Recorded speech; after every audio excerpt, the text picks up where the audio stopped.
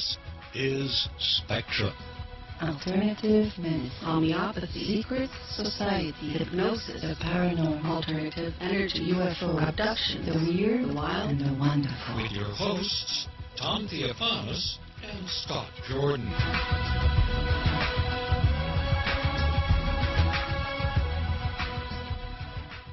Hello, we're talking to Kevin Annett, who did the film Unrepentant. Kevin Annett, the Canadian genocide. And he'll be telling us about what he's done. Now that movie was about 4 years ago. That's right, 2007, around January we released it. Okay. I'm curious to know, well, first of all, what we always usually cover is the history. So what, in a bullet point, what got you to that point of making a documentary? Because I'm sure there's a lot to it. Well, the reason the documentary was made was because there was a need at the time to tell my story, because really I had been the only one since 1996 documenting these crimes in the residential schools. And that same year, the government apologized for the first time for these crimes, and it was talked about in Parliament. But the reason it was apologized for was because of all the work we'd been doing publicly. So we felt there was a need to tell the history that had led to that, and also to show the story from the point of view of an establishment white guy, because most white people aren't going to relate to the story if it's just about Indians. That's kind of the hard reality. So we were trying to reach more of the mainstream with the film. That was kind of the philosophy behind it. Okay. What have been the ramifications of making the documentary? Well, in a nutshell, we forced the issue onto the stage in Canada. An example of that is the member of Parliament who stood up for the first time and asked the question, when are these children going to be brought home for proper burial? Gary Morasti, he had watched our film. He was a native MP from Saskatchewan.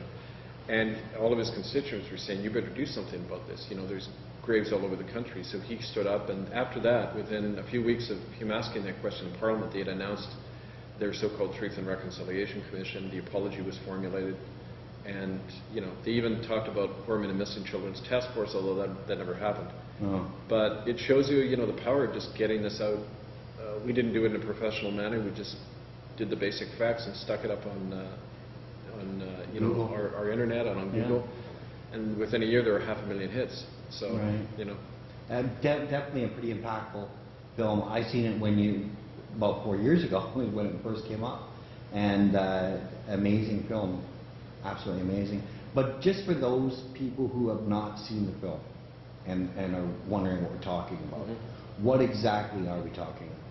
We're talking two things. The history of planned genocide in Canada, where over 50,000 children died in state and church-run Indian boarding schools between about 1890 and 1996, when the last one was closed. We're also talking about my story of how I discovered this as a United Church minister, how I was eventually thrown out of the church for bringing forward these stories, and trying to show how really the stories were intertwined, just like the story of whites and Indians in Canada are very connected. Kind of a microcosm of that, of what had happened that you know, led to this final exposure of these crimes. And what were some of the crimes, just for detail purposes? Well, I mean, everything that is described under international law as genocide. We're talking about outright killings of children, putting them in conditions where they were starving every day, they were receiving no education, rampant torture, regular gang rape by staff, medical experimentation, sterilization programs where any Indian who wouldn't go to church was targeted for sterilization. All of these things, you know. So a little bit of mind control as well. Absolutely. And Native people were used, especially in the 1950s and 60s, for MK Ultra experiments in Montreal, here in Ontario, all across the West. In Indian hospitals, where these sterilizations and other things were going on, we had access to those records until right after our first tribunal in 1998. The government suddenly closed, officially sealed all the records of the Indian hospitals. You can't access them anymore without security clearance. So it shows you that they're definitely hiding a lot of stuff related to what they're doing in these places. And you can't give anything through the Freedom of Information? No, there's certain things that they will not allow public access to, and now the Indian hospital records require an application to Prime Minister's office. I tried going to the National Archives in Ottawa just last year, and the librarian said you can't see that stuff anymore. That's against the law of that, isn't it? Well, there's matters that they don't let access to if it's considered national security. National security. No, don't forget that's a military term, and a lot of these hospitals and experiments were being run under the auspices of the military in conjunction with the U.S. military. So that's one of the reasons that they're not letting them in. That's true. They can sweep it under that rug because it was part of the American and Canadian MK Ultra program that had military funding that was using universities and professors from universities who had signed the Security Acts, so they wouldn't really reveal any of that information. And those are 25-year. You sign on the dotted line. I won't say anything for 25 years. They're pretty much locked down. Well, yeah, and these were heavily funded by the CIA. That's all been proved now as part of their program. Sure. So, Indian kids were an easy group to access. It wasn't Indians only. No, of course. But they were certainly targeted. Yeah. They were part of a target group. Yeah. One of many target groups. Now, didn't they also try to limit them or stop them from practicing their belief system, the Indian belief system, as well as speak their language? Well, that was implicit right from the very beginning. Just a little bit of history. During about a 10-year period in the 1880s, when the Canadian Pacific Railway finally linked the country, the Indian Act, Indian reservation systems, the residential schools were all created, and the RCMP were created as a national paramilitary police force whose main mandate was to clear off all the Indians within 50 miles of the railway to allow white settlement very rapidly. Now in the West, that's where most of the residential schools were located. These aren't schools, first of all, remember. That's a term the government created as mind fog. These were internment camps where the deliberate strategy was to separate, take the young generation of natives and kill off at least half of them, depopulate the areas that were targeted for settlement and resource extraction and things like that. Then take the remnant and turn them into a brainwashed aboriginal group. Now, aboriginal means not of the original group. So you have a different mindset. You had the mind of the colonial conqueror put in your head. And when you look at the so-called native political leadership these days, you can see what the end result of that was. People who have lost their traditions and their language. They see themselves as part of Canada. They don't see, like the Mohawk people around here, the traditionalists say, we've never been part of Canada. This is Agwahanwe land, the land of the true people, as they call it. And they don't recognize the jurisdiction of Canada here. But most Native leaders are on the government payroll. They've been the main ones who have opposed any investigation into the deaths of their own relatives in the residential schools. So only a brainwashed population would think in those terms or operate like that. And that was the purpose of the the camps, the Christian internment camps, if you like. They were a massive mind control experiment, and implicit in that was you were tortured and killed if you spoke your own language.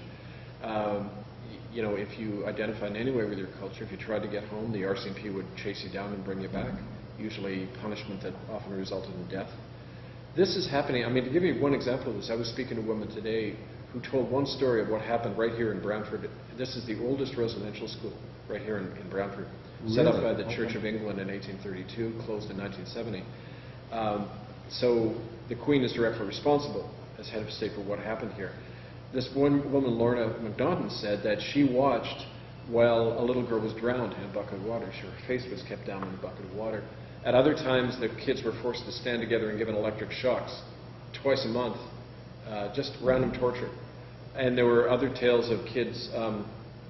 There's even a story, Lorna came on the radio 2 weeks ago and said that her brother Rufus saw Canadian soldiers take out children from the school in 1943 and shoot them and put them in a ditch about a mile from here in what's called the Glebe site.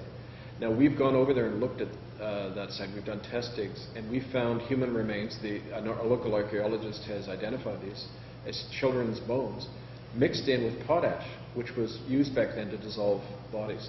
So there's direct evidence now that there was a mass grave here, and it was a result of killings. Now, this is the first time in Canada we've documented that kind of story, but where there's smoke, there's fire.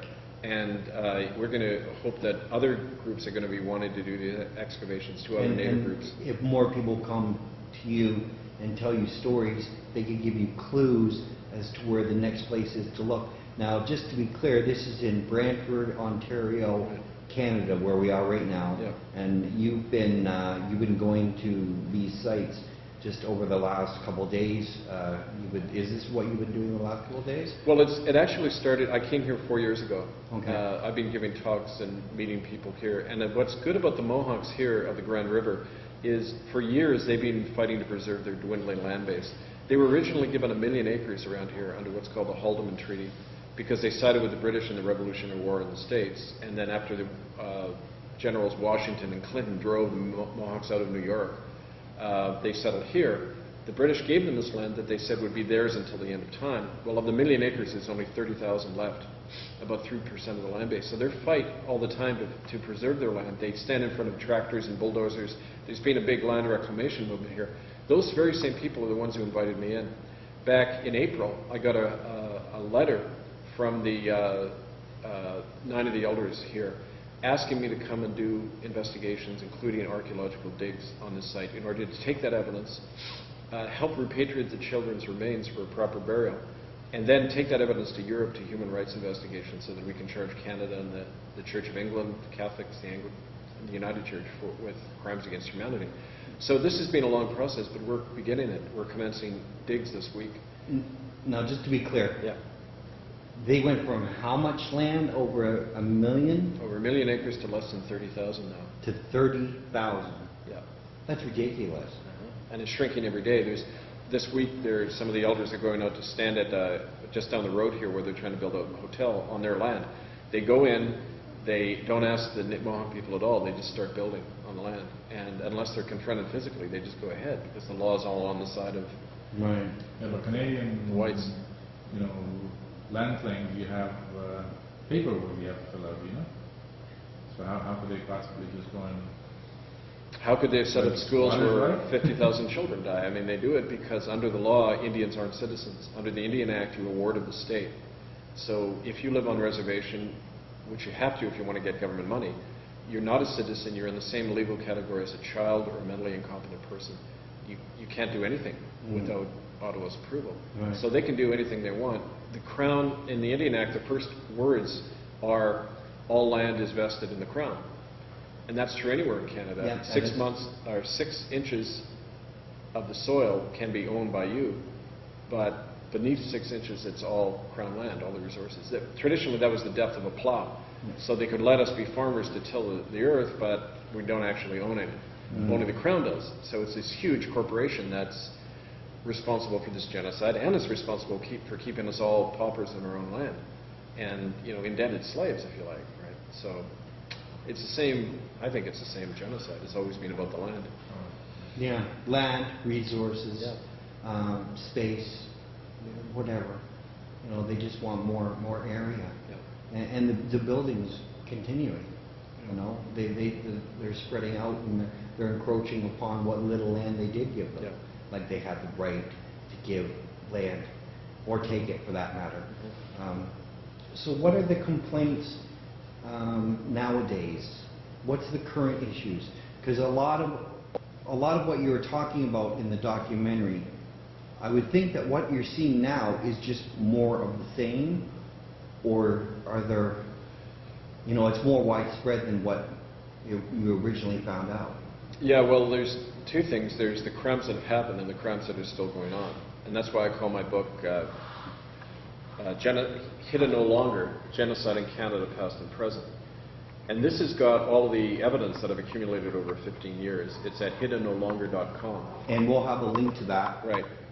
on our website in the upcoming guest section. Yep. The day after the show, it will be in the past guest section. Yep. So if anybody wants to go that, they can order it. Well, let me give you an example of this. In the book, in terms of past crimes, here's a chart that was done by Dr. Peter Bryce, who is he was the top medical officer for the Ontario government. And he went out on a tour of all the Western residential schools twice, in 1907 and 1909. And he found that half the children were dying regularly in every school because of there's a figure right there describing half the children dead in one Alberta residential school, the blood reserve. Half of them. Half of them. And according to this, 38 were alive and 36 were dead. Now, the reason Dr. Bryce said that was happening is because of a practice deliberately housing children who are healthy with the sick and dying, and then allowing never treating them, so they Right. died en masse. And that happened over 50 years. So, you know, when the government and the churches now pretend that these children just died because of lack of funding, it wasn't intentional, it was just, you know, kind of an accident almost. They have to answer the question, how come that went on for 50 years then, if it was just a matter of underfunding? I mean, clearly there was an intent. It doesn't go on for that long unless it was intentional. Another piece of evidence about that, here's a copy of an order in council from 1919 abolishing medical inspection in the residential schools. After the report had come out that Dr. Bryce reported that these were horrible health conditions and it was being deliberately created to spread disease, they then abolished medical inspection. And as a result, this is the TB rate in the Indian world in British Columbia after the abolition of the medical inspection. Look what happens. The tuberculosis rate increases dramatically. So all of that, you know, in the 10 years after that, they bring in compulsory sterilization laws, compulsory attendance. They force everybody into the schools even though they're death traps. And they abolish legal control of native parents over their own kids. And they transfer the guardianship rights to the churches from the government. So they're giving the churches carte blanche to do anything. You couldn't hire a lawyer if you're in India. It's all created to wipe out people. And there's no more concrete evidence than that. Right. Yet they're still saying it wasn't intentional. But no, really, it's not a eugenics program. Really, It's no, absurd. it's not. No. No.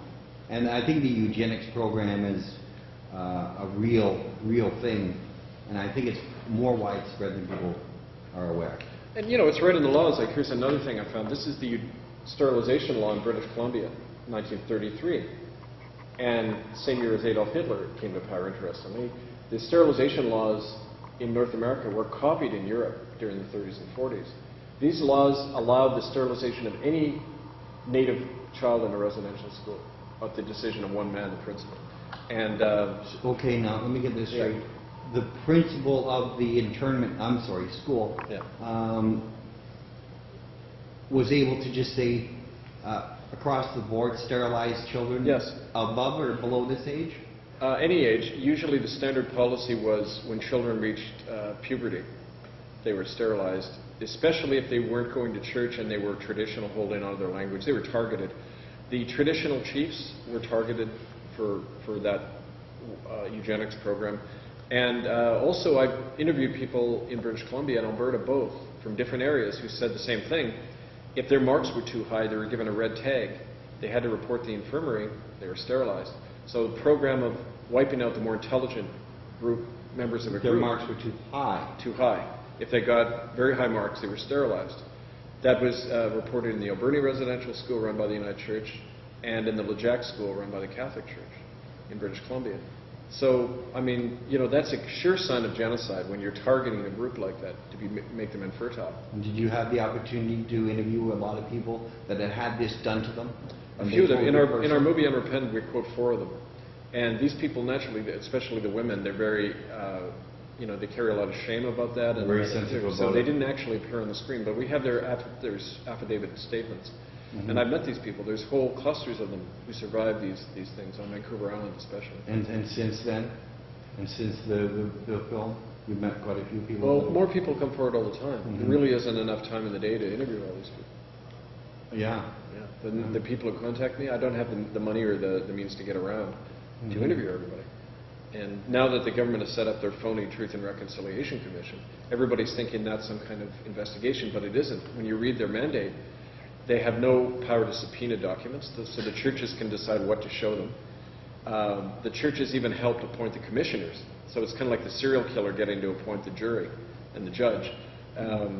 You can't name names, you can't talk about wrongdoing that happened in the school, and the churches are absolved from any wrongdoing. You can't sue them anymore for any of this stuff. So that's set up to protect the perpetrator, not to bring out the truth. You know.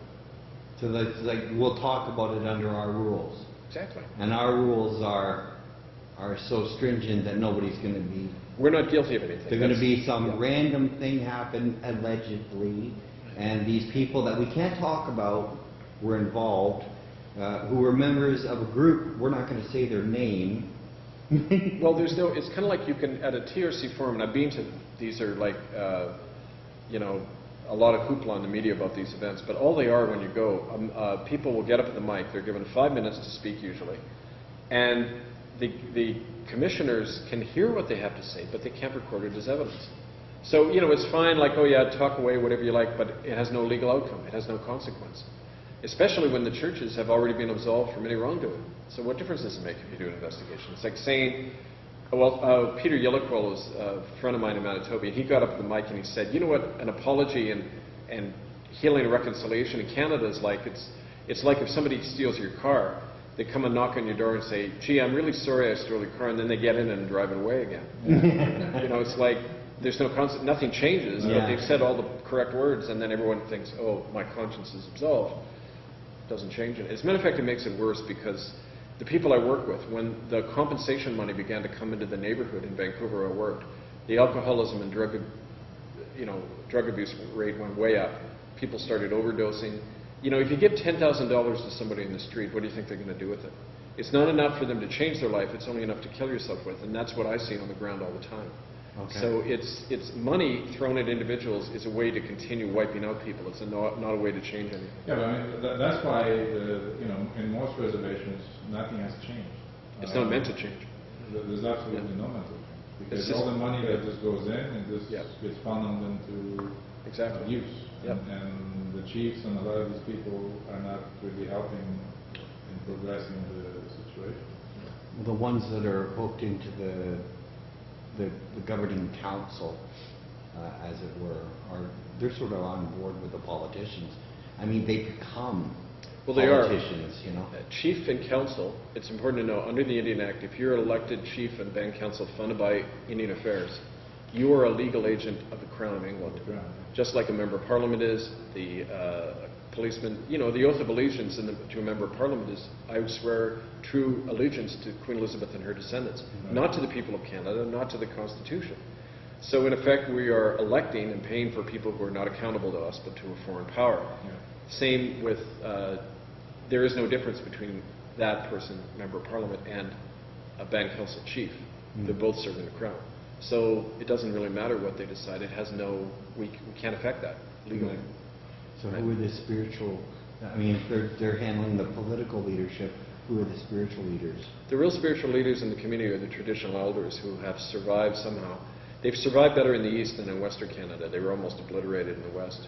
But in the East, you know, the Mohawks, the Six Nations Confederacy, hung on to a lot of their traditions because they were military allies of the British. They were able to get concessions that people in the West couldn't. And so they've retained some of that. The clan mothers here were the ones who invited me in. They're the ones who say, and it was interesting, when they began the archaeological dig here at the Brantford school, they said right at the outset in a press release, we will not allow the RCMP onto this territory to declare it a crime site. We don't recognize the jurisdiction of Canada. This is under Ongwahanwe or Mohawk jurisdiction, and it always has been. So we have security here to protect the archaeological site, you know, that we're going to be digging. But what are the laws when it comes to, you know, the reservations? Are they? They're Crown lands. They're still Crown lands. Yeah, Indian reservations are held in, they say, in trust for Indians, like you're a child, we're holding in trust for you. But it's all authority is vested in the Crown. All land, including on reservations, is owned by the Crown. So the RCMP still has... Well, in their legal system of the Crown, you know, they will claim that they do. But the point is, it's interesting, this building we're in right now has been occupied for 3 years by the clan mothers. The government's never turned off the electricity. The RCMP will not, they'll come to the end of the driveway, but they won't enter the premises because they know this is Mohawk land. And they don't want to force the issue in court because if it is forced, they'll have to bring up the whole Haldeman Tract, which was illegally signed away by a guy called Governor Bond Head in the 1840s. He illegally just went, no, it's not Mohawk land. If that issue was forced in court, every treaty since then has been fraudulent. Now, Canada doesn't want that proven in court. So they occupy a gray zone where they won't enforce it, but they won't back off either. They kind of hang on the edges hoping people forget history and won't act on their rights, and will be caught up in this false jurisdiction of the chief and council. Just like we do in the white society, you know, when we use our driver's license with the capital letters and all that. Yeah. It's the same fiction. Or all of our bills that we get in capital letters. It is the same fiction. Yeah, it's a fiction. It's the straw man. Right. They're sending bills to the straw man.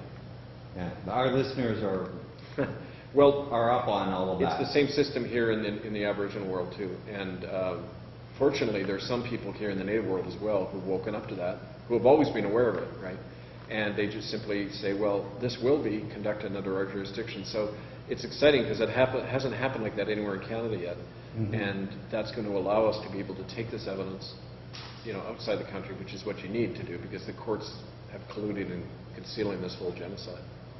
Well, not too long ago, when the H1N1 situation had occurred, I had heard of a story, and I guess it was on the radio there for a while, when the government had shipped a whole bunch of caskets to one of the reservations out in BC. Body bags. Yeah. Not knowing that they would get that H1. And all of a sudden, that reservation had an awful lot of... Well, I was involved in that, actually, documenting that, because it happened at the Hausa Indian Reservation, where when I was a minister, I used to work out there. I used to do funerals and weddings out at the Hausa Reserve, and it's one of the most isolated places on the West Coast, and yet it's the first place they declared a pandemic zone. Now, how would that happen? Okay, the reason that happened is for about a year before that, Health Canada nurses had been going and pushing the Tamiflu vaccine on people, targeting them, because under the Indian Act, Section 76, if you're on reserve, you cannot refuse medical treatment. So they are built-in guinea pigs. They can't legally refuse. They could if they knew their nature, but when they're because they're residential school and their own chief and council, they're all brainwashed to think they have to follow the authority of Canada. And they go in there and they were giving people this drug, and a lot of them came down with a swine flu. So they were testing it out, and that's something a lot of people don't know about, that they were using. This was like, when I first heard of it, because that was in the early stages when supposedly, it was coming out of Mexico, and, a few people had gone down there, and I think it was maybe about a few weeks later, not even that long ago, and I heard the story, and I said to myself, how is it possible that this flu kind of like jumped? I mean, how many natives go to Mexico? Exactly. Well, it's illustrating the fact that for a long time, indigenous people have been like the canary in the mine shaft. They're the main target to try out a lot of stuff. Drug testing programs, experimental birth control devices were always tried out first in these Indian hospitals. No, but this is the funny thing, is when they were talking about that bird flu, that it wasn't a manufactured type of thing. So how does it get to people that are so isolated? Introduced. It was introduced with the Tamiflu injections, and that's what they were doing when they first tested it back in in Europe. Well, we know that here's a fact a lot of people don't know, that the drug pharmaceutical companies, big pharma, have agreements with churches all over the world. There's a thing called the Institute for the Fund for Theological Education in America, and it funds all the seminaries. It's Eli Lilly pharmaceutical company. There's an agreement that has been for many years between the United Church and the Catholic Church to use kids in residential schools as drug testing guinea pigs. And that's how they would often try out these new drugs on groups provided by the government, the military, the churches. That's one of the reasons the churches go ballistic at the sound of my name, because they know that I'm sitting on this evidence. And this is not about sexual abuse that can be resolved with a bit of money and apology. It's about crimes against humanity. And so in a true and just world, these churches, the heads of these churches would be in prison right now. They'd be facing trial for doing exactly what the Nazis or the Pol Pot or any of these people have ever done. For hundreds of years. Right. Not like it's not new. Well, they've had a lot of practice. That's why you've been so good at it. And they're sort of dead to it. I mean, emotionally, they can set it. Yeah. They can. I mean, because you or me, I couldn't order any of this. I couldn't participate in any of this. I couldn't even be aware of it and allow it to continue. So this gets a bit into the psychology of it. Right. Yeah, but it's power, right? It doesn't matter whether you're power at a cost. I mean, what's your opinion? What is the cost, and how can they have that sort of that thought process? What does it profit a man to gain the whole world yet lose their soul? I mean, it doesn't. But I don't believe we're dealing with human beings in a conventional sense, because when you're, and I saw this up close, my fellow clergy, they all backed off except one guy who, when I got fired, he went to bat for me, and he lost his job for doing it as well. But all of these other clergy really had lost their capacity to make a personal moral choice that went up against the institution. They had surrendered their own conscience for the sake of this institution, and that's a form of possession. You know, I think in a very basic sense, these institutions are, and when you look at their impact in the world, they're like demonic entities, and they have the power to possess. If you give them your allegiance, because why else or how else could clergy who talk about the love of Jesus and supposed to act like humanitarian people turn around and know these crimes against children occurred, know that child trafficking is still going on, know that any child rapist in the church is automatically protected. There was a man in the United Church who, right here in Ontario for 30 years, Russell Crossley, his name was. He was a minister all through southern Ontario. Every time he raped women in his congregation, he was protected by the United Church officers and moved around. He was eventually brought to trial in Victoria. The same year I got defrocked. He never got defrocked for raping his congregation, but I did for bringing out the truth of the story. For talking about it, yeah. He went back, he did 3 months in jail, he went back, welcomed back to his congregation, he retired on full pension in 2006. So what kind of institution does that and allows the torture and killing of children? I mean, certainly no group that has anything to do with Jesus Christ. When you talk directly to these clergy, what is the justification of how do they justify? They won't talk to me anymore, but back then. Back then? They don't try, first of all they deny. It's like talking to people who have terminal cancer. There's the whole stages of anger and denial you go through. Right. And you'll stay stuck in anger and denial unless somebody comes to you and gets you to see the truth and accept your ending. Well, it's exactly the same here because they out denied. When I first showed them the evidence, they just denied. They said the church couldn't do that. Well, here's statistics showing half the children died. They say, oh, it was just due to lack of funding. They continually rationalize in their mind to avoid looking at the fact that there was a conscious decision. Christians took children, put them in these institutions, murdered them, and justified it all along. Because you can use religion to justify anything. Because if God's on your side, you have the right to wipe out anybody. That's in our tradition. And God's on He'll save you in the end. Well, it's not Christians do it, Muslims do it. Anybody who thinks God's on their side will do this. And I noticed your point. Is that?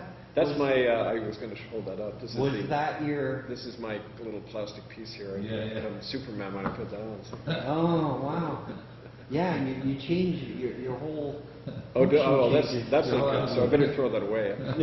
No, you should keep that. That's a good reminder. Actually, I use this on protest because under the Canadian Criminal Code, if I'm a minister engaged in my function, if I'm stopped, the person who does it can be arrested and go to jail for 2 years. So I like to wear this on protest to say to the police, you know, if you arrest me, you're violating your criminal code. For you, pal. Yeah. So. That's great. But yeah. are you like right now? Once you got fired from the United Church, does that no longer make you? No, I'm. How do you take God out of man? I think it made me more of what I was believing in, actually, to lose my job from a child raping institution. But all they did was take away my livelihood, my ability to earn a living. They didn't take away the ordination, so I still do a lot of that function as a community minister, but not in a church. That's all. Not in a church. No. Well, you're so busy now traveling around. You've been traveling around all over Canada? Have you tell us where you've been? All over the States and Europe. In the last 3 years, I've spent a lot of time in Europe, in London, Ireland, all over Europe. We picketed the Vatican on 2 occasions. Had a symbolic exorcism there, which was really fun. That's cool. It was covered in all the media all over Europe, and that's one of the reasons that we're having the support we are now, because the world is aware of this now. Right. We didn't allow it to stay confined to Port Alberni or Canada, but this is a global phenomenon of child torture and murders. And has been a long time. For a very long centuries. time. How do you feel about everything now, looking back on it? Do you feel that you've found your place, that this is what you're meant to do? Do you feel happy in your heart? I always have. I always felt good inside that I did the right thing, because even when I lost my kids and my family and my livelihood and faced all these attacks, poverty, the whole bit, you can live with that if you can live with yourself. And I always was able to look at myself in the mirror. I still am. And I'm able to look at my children, and I know that my daughters are grown up now, they're in college, and I'm telling them the whole story. So I do feel good. I'd do it again. And it feels good to be liberated from your complicity in murderous institution. Right. And that complicity is something we all have to look at and find a way of separating ourselves from, or these crimes continue. So, yeah, it was the right choice, and I just hope more people will make that choice because it's needed. You know, this isn't just some superhero act by me. I just did what I thought was right, and more people can do that, I think. And there are other people. Yeah. There are other people out there doing that. You know, speaking about it, talking about it. But I'm sure because you're a public face now, you must get bombarded with emails and letters all the time, and phone calls. They run about 99 to 1 in favor, actually. I only occasionally get, I get death threats, I get attacked, there's the usual kind of harassment that goes on, but it's overwhelmingly supported because people can't deny this stuff anymore, So. And have you had any very serious threats? Yeah? What sort of examples? I mean, well, with the kind of radio show we have, our guests will always, we have free energy inventors on our show. Oh yeah, well. And you want to talk about something dangerous. Oh sure, because you're threatening big oil and all that stuff. Yeah. Physical attacks, an enormous smear campaign, misinformation campaign directed at Native people so they won't talk to me. Censorship. Attempts to, my family was broken up. All my network tends to get targeted if I get too influential. Maybe let's start from the beginning, the history of how that whole thing came down. Yeah. Well, I talked about some of it already. I mean, in terms of, I wrote a letter to the church about their stealing native land and selling it off to logging companies. How did you start into this? How did you start investigating, or how did you come up with it? The very first instance of it, I think, is that... Oh, I talk about it in my film on repentance, where the very first native home I visited, they told me a story of a native child being killed. That was in the fall of 1992. A man called Danny Gus. He said he saw his best friend beaten to death and buried in the hill behind the school by a United Church minister. And the clergy know about it, and all the church people know, and that's why they weren't inviting him into the church. I had asked him why there were no Indians in any of the white churches, and he said that's one of the reasons. Because they're all guilty. They know about what happened in these schools, camps.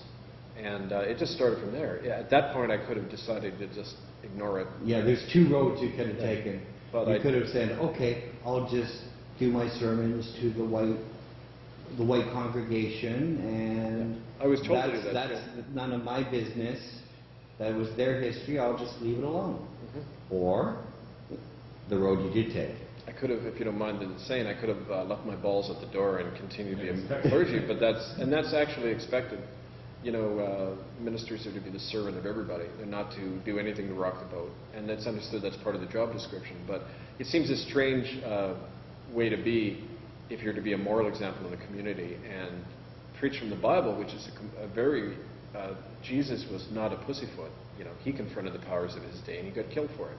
So in a way, how dare they quote the man, right? When they're going to act like spiritual eunuchs and moral idiots. So and that's in fact the camp most of them are still in. The camp most of them are still in. So how did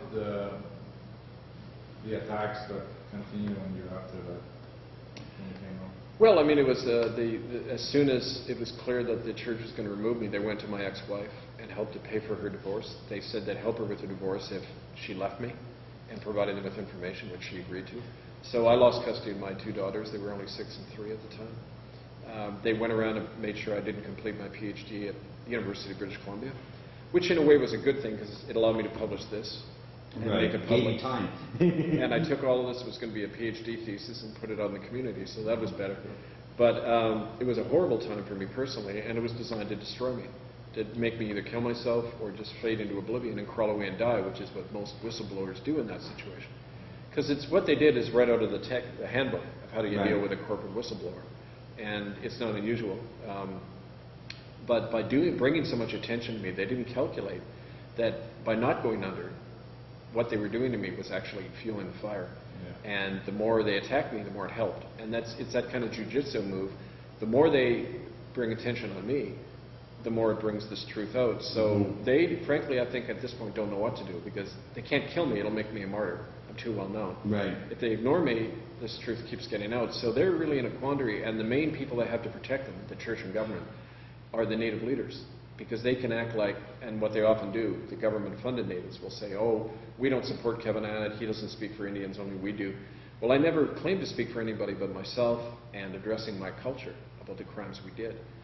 So they have their native puppets, and they're their main front line of defense. But the reality is that most natives and whites now realize that they've been complicit in these crimes, and they want to do something about it. They know this government TRC is Have you nonsense. seen a change in that? Yes. Since say 4 years ago?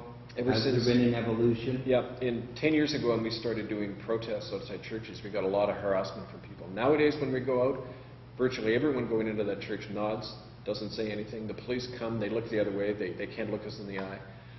We've even had cops come up and tell us they were behind what we're doing. And people in the church all the time. So, I mean, that even happened in Rome when we were there, In Rome? the Vatican. Tell us about the Vatican. Well, I mean, I went there first in October 2009, and I did a symbolic exorcism. And it was interesting, the next day, for the first time in 40 years, a tornado hit the center of Rome. Yeah. And people said, hey, that's pretty good. That's pretty good. You got some mojo. For whatever reason it happened, it certainly caused a tempest, because I got a call that week from a fairly senior cardinal in the church who said that they had gotten our letter, because we had written to the Pope asking for him to identify where the children were buried who had died in Catholic schools. Never heard back from him, but the Cardinal contacted me through a back channel, and he said that they'd be willing to talk about it at some point. But that same month, whether or not, again, it's related to what we did in Rome, but the first news stories began to hit about how the Pope Joseph Ratzinger is personally involved in covering up the torture and abuse of children in the Catholic Church, ordering bishops to cover that up and not tell the police. His signature's on the letter. And so he's personally on the line for this. And after that, the church went into damage control mode, and they didn't talk about any of this. Then any work with you guys was right out the it window. caused a breach. And to show you, when I went back there in the next April, when we gathered again, the state police showed up, swarmed us, wouldn't let us near the Vatican, and wouldn't let us talk to the reporters. They were getting really worried at that point. But this coming April, there's going to be an international convergence of survivors on Rome on April 8th, which is Easter. April 8th? April 8th. And they're going to try to form a human chain around the Vatican. Now, if there's people that want to get involved in that, who do they contact you? You could contact me, Kevin_Annett, A-N-N-E-T-T, at hotmail.com. You can follow on our tribunal website, the International Tribunal into Crimes of Church and State. It has a website, itccs.org. Okay. And that's on the card. I'm sure you could post that for people. Yeah, I'll be posting all of your links. And that ITCCS site is the one to keep updated about all of this, because we have reports from all over the world. We work with groups in 5 countries that are all doing this work. The group in Ireland have organized occupations of churches, protests, and that's one of the reasons the Irish government severed diplomatic relations in Rome with the Vatican, if you can believe it. Oh, really? They withdrew their ambassador from Rome last month. They said recently they're going to bring in a law where a priest will go to jail for 5 years if they don't disclose child abuse. Now that's unprecedented in Ireland, and that shows you the effect that we're having in this whole campaign. People are really demanding change now. That's good.